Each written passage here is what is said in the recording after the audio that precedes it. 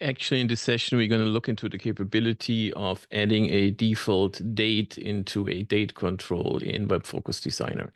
So I created a very simple report, actually. So I'm using WF Retail. I created a very simple table, sale year, sale quarter, discount, and cost of good. And I added my date. So I added my sales day into the element. So it's going to be my sales day, which if you look for it, you can find it in the elements in here. So let me go for the elements. Let me go for the transaction date. So there's the sale day, which is a date. So I'm picking up a YYMD, so a date field. So that one is in here as a filter. So if I run it, in here it runs. You see, you've got data from multiple years and quarters. So now we're gonna put it onto a page. So let's save it. So in here, we're gonna go for my page. So, and I want to add a dynamic date based on the current date as a pre-selected value in here. So actually, let me go in here, create my assemble. So we're gonna assemble my visualization in here. Going to use a very basic version here. We add our data check thing in here. We make it as big as possible. We add our filter to the page. So in here, we could now work with a date in here. So in addition, I want to set Monday to be my week start. So, and I want to set up a default value in here. To do so, I don't want just use today. That's why on my system, I'm always running a little helper procedure. So in here, I got in my system-wide settings. So if I go to the administration console, and I'm gonna go for my BI portal. So in here, I'm usually, oh, sorry, it's not on the BI portal, of course. I want to go to the client settings. I want to go down here, and I got my universal profile linked with the system. A universal profile actually is something that's running all the time. So it's something that runs whenever I log on to the system. So it's an include universal profile. It's just a fax. So it's -include and the location of that UniPro fax. To go for the UniPro fax, we can move over here. I put it into base app. So we can pick it up from base app. So there's my UniPro. So there's my universal profile. That one is quite simple. I'm using a few things in there that I want to be a default. And I also created a bunch of date fields. So I got something like today. I'm using German here. So it's HEUTE, which is today. It's JETZT, which is now, which is the current time. I got something in here, month underscore free, which is, or Monat underscore free, which is actual date minus 3 months. So that's the formula. I'm going to put all those samples into the comment of the video so you can copy and paste from there.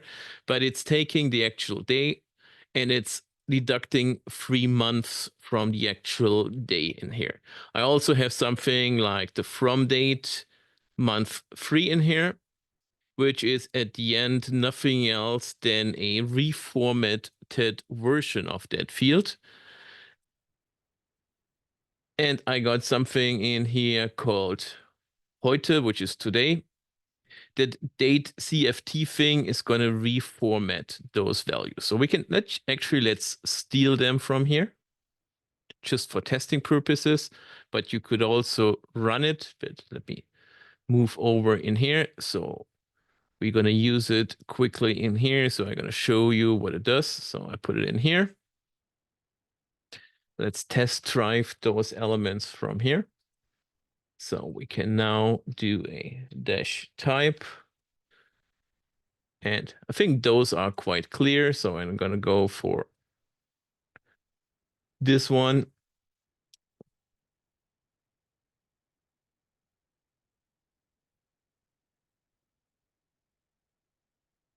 So then we're going to go for this one. We're going to go for this one. And we're going to go for this one, just to showcase you what we have. So as you see, those are the dates. So the value we were using, that monad underscore free, is this field. This one is the textual version of it. This is today. Let me go back here. This is today. And this is the textual version of today. So in here, we can now work with those values. So in here, I can use this one or I can use this one. So let's go for the second one. So again, I'm going to put it into the comments. So I want to use those values in my filter.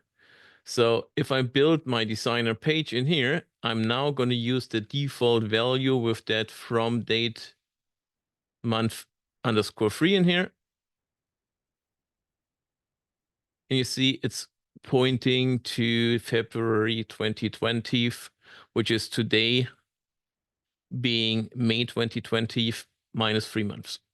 So we can go to the same thing. Let me go over in here. So again, remember, I'm used it from DATEMO underscore free. We can also go into our, sorry, let me close that one. So we can also go back to the hub and get to that underscore monad underscore free thing. So put that one in here. Run it again. You see it's working as well. So you could pick and choose from one of those according to your needs. So remember, we had something in there as well, which was our today, or emper heute, which is current date. So instead of going for February, we can go for this one. Simply run it again. And now it's going to the default of today. So quite easy and straightforward to do. So universal profile is there to define all those elements. So instead of that one, we could also go for keep that one in here. So instead of that one, we're going to extend our special procedure. So we go back over here. So I'm going to add a few more. So I'm going to add 6 months. Oh, actually, let's go for 12. Go 1 year back. Save that one. Keep in mind, what I'm showing you now might work or might not work. And I'm going to explain in a second why. So we got it in here. We go to designer. So we're going to take that minus 12. And you see it's working. So that's an easy way to get to those type of dates, to calculate your own derived date, whatever you want to get you a very, very, very easy way to default fields to something. You can do the same thing as well for fields that are not dates. So in here, I got something like a fixed value for a product category, just sample values in here. So you could pre-publish, pre-set all those parameters the way you want them to be set, and then use them in a designer page to build a pre-selected date or a pre-selected value for any type of selection. That's it.